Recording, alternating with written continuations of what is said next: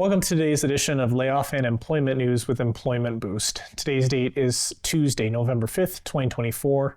Now on to today's headlines. Block, which is a company owned by Jack Dorsey, founder of Twitter, they operate a payment service Square, money transfer app Cash App, and music streaming platform Tidal. They have announced 2 rounds of layoffs, one for next week and one for the week of December 3rd. Number of employees impacted has not been made explicit, but is said to be significant. Additionally, dozens of employees have already been let go at Tidal, including all product management and product marketing roles. Dorsey ultimately wants the companies to have more of a startup feel and led by design and engineering teams rather than by business teams. iHeartMedia is announcing a corporate restructure focusing on more regionalized operations at the market management level. The day-to-day programming of stations are becoming the responsibility of national programming teams, and promotions and sales teams are also going to be impacted by the cuts.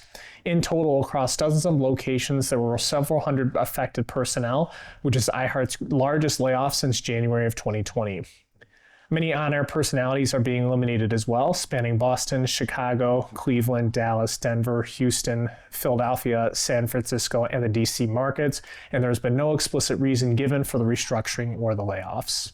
Schaeffler, a German automotive supplier, announced a massive layoff with a net reduction of 3,700 jobs and the relocation of 3,000 more to lower-cost countries. This follows a merger with Vitesco and will impact 3.1% of total employees following the merger. Multiple locations in Europe will be closed entirely, and the majority of layoffs will be implemented between 2025 and 2027. There will be a number of other cost-saving measures in addition to the cuts, but those have not been specified yet. KPMG laid off 330 employees in its auditing division last week, with around 4% of its auditing workforce.